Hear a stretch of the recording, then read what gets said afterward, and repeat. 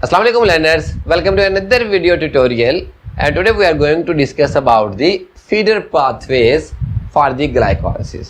और अगर आपने अभी तक ग्लाइकोलिसिस पे वीडियो नहीं देखा तो पहले ग्लाइकोलिसिस पे वीडियो देख लीजिए, फिर फीडर पाथवेज को अंडरस्टैंड करने की कोशिश करें तो आपको ज़्यादा इसकी अच्छे तरीके से समझ आएगी। लेकिन अगर आप ग्लाइकोलिसिस के बगैर इसको समझना चाहेंगे तो समहाउ ये इतना अच्छा फैसला नहीं है। तो ग्लाइकोलिसिस के वीडियो पहले देख लीजिए जो कि पहले अपलोड हो चुकी है। ओके, और यहाँ पे डायग्राम है, यहाँ पे जो आपको बाउंड्री वाल नजर आ रही है ये बेसिकली प्लाज्मा मेम्ब्रेन है, रिप्रेजेंटिंग प्लाज्मा मेम्ब्रेन। यहाँ पे ट्रांसपोर्टर प्रोटीन है और यहाँ पे न्यूक्लियस है, माइटोकॉन्ड्रिया और ये साइटोप्लाज्म है और यह साइटोसोल, और साइटोसोल के अंदर यहाँ पे ग्लाइकोलिसिस का पाथवे दिखाया हुआ है। और यहाँ पे डिफरेंट जो हमने ग्लाइकोलिसिस प्रोसेस में ग्लाइकोलिसिस के इंटरमीडिएट्स पढ़े थे, ये वो तमाम इंटरमीडिएट्स लिखे हुए हैं। मैं दोबारा से बता देता हूँ, ये ग्लूकोज है। Once glucose entry into the cell, वहाँ पे हेक्सोकाइनेज एंजाइम था जो कि ग्लूकोज 6 फास्फेट में चेंज कर देता है ग्लूकोज को, और ग्लूकोज 6 फास्फेट देन चेंज होती है फ्रुक्टोज 6 फास्फेट में, देन फ्रुक्टोज 1,6 बीस फास्फेट, देन यहाँ पे हमारे पास ग्लिसरॉल्डिहाइड 3 फास्फेट या इधर डाइहाइड्रोक्सी एसीटाइलिन फास्फेट भी है, और इधर हमारे पास है फिर 1,3 बीस फास्फोग्लिसरेट, फिर हमारे पास है 3 फास्फोग्लिसरेट, 2 फास्फोग्लिसरेट, पेप या फास्फोइनोल पायरोवेट और पायरोवेट। तो ये तमाम इंटरमीडिएट्स और तमाम पूरा मुकम्मल पाथवे है ग्लाइकोलिसिस का जो यहाँ पे बना हुआ है। ठीक है, और आज हम जब बात करेंगे फीडर पाथवे के बारे में तो सबसे पहले हम फीडर पाथवे की डेफिनेशन देखते हैं कि व्हाट इज फीडर पाथवे, उसके बाद इसके बारे में डिस्कशन करते हैं। ठीक है, तो feeder pathway is a biochemical pathway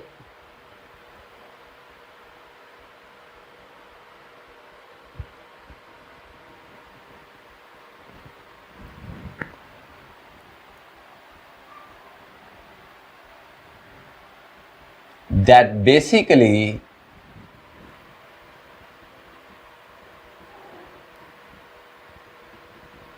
feeds glucose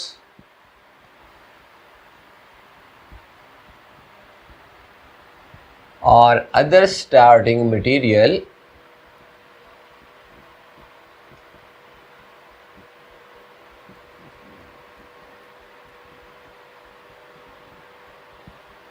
into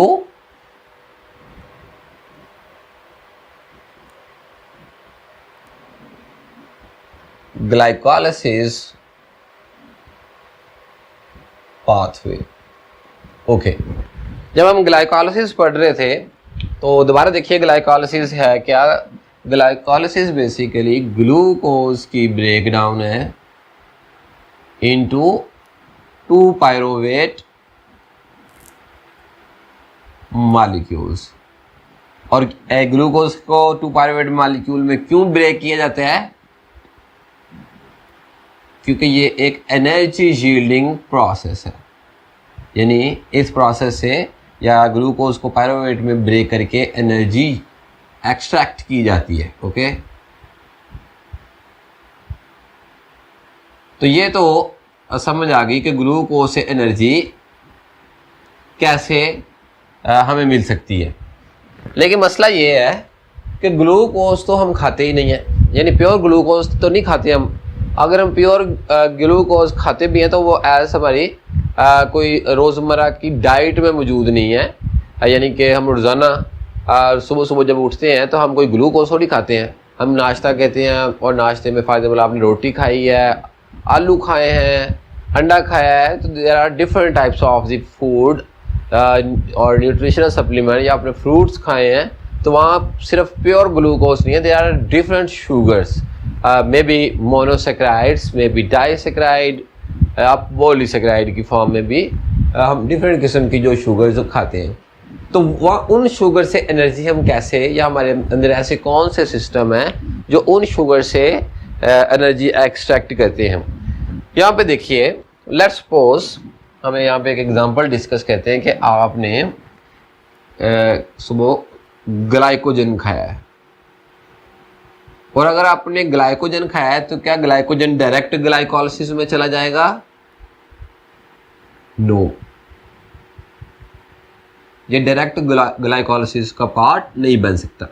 लिहाजा ग्लाइकोजन अगर ग्लाइकोलिसिस में जाए, ग्लाइकोजन से एनर्जी लेने के लिए ग्लाइकोजन को सबसे पहले ब्रेक किया जाएगा इनटू ग्लूकोज मॉलिक्यूल, और ग्लूकोज मॉलिक्यूल फिर ग्लाइकोलिसिस में पार्टिसिपेट करेगा, यानी फिर इसमें प्रॉपर ग्लाइकोलिसिस का प्रोसेस चलेगा और पूरे पाथवे के बाद इसमें से एनर्जी एक्सट्रैक्ट कर ली जाएगी।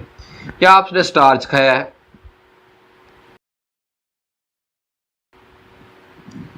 या फिर चले, ये तो पॉलीसेकेराइड है, हम डाइसेकेराइड की बात करते हैं। आपने लेट्स सपोज के लैक्टोज खाई है, ओके, या फिर जो भी आपने चीज़ें खाई हैं उनमें कोई डाइसेकेराइड मौजूद है, जैसे सुक्रोज, जिसे टेबल शुगर कहते हैं। आप मिल्क शेक पिया है और मिल्क शेक में आपने सुक्रोज डाली हुई थी, तो ये सुक्रोज क्या है? ये डाइसेकेराइड है फ्रुक्टोज और ग्लूकोज का। तो क्या ये डायरेक्ट ग्लाइकोलिसिस में जाकर हमें एनर्जी दे सकता है? नहीं।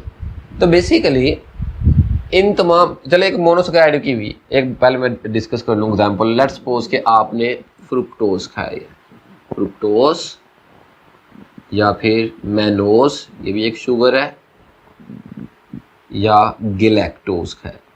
तो अब हमारे पास काफ़ी चीज़ें हो गई हैं। ये हमारे पास मोनोसेकेराइड है, ये हमारे पास पॉलीसेकेराइड है, और ये हमारे पास डाइसेकेराइड है।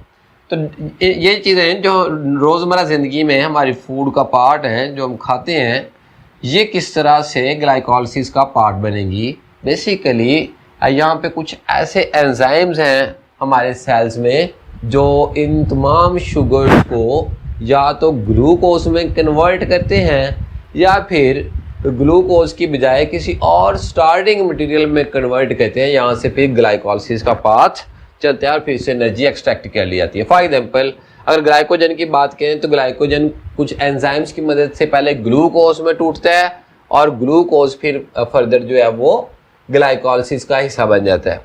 इसी तरह अगर हम यहाँ पे फ्रुक्टोज की बात करें तो फ्रुक्टोज की यहाँ पे फास्फोरिलेशन होगी, और लेट्स सपोज कि यहाँ पे फ्रुक्टोज है, तो फ्रुक्टोज यहाँ पे एक एंजाइम मौजूद है सेल में जो कि इसकी फास्फोरिलेशन कहता है, और ये बन जाता है F6 phosphate, fructose 6 phosphate. Okay, तो फ्रुक्टोज 6 फास्फेट बन जाता है। या फिर एक एंजाइम है जो इसको कन्वर्ट करता है फ्रुक्टोज 1 फास्फेट में, तो फ्रुक्टोज 1 फास्फेट जो है फर्दर ग्लाइकोलिसिस का हिस्सा बन जाता है। जैसे यहाँ पे देखें, ये फ्रुक्टोज 6 फास्फेट है और यहाँ पे फ्रुक्टोज 1,6 फास्फेट था, तो फ्रुक्टोज 1,6 फास्फेट जो है या फ्रुक्टोज 6 फास्फेट जो है बेसिकली ये ग्लाइकोलिसिस के इंटरमीडिएट है।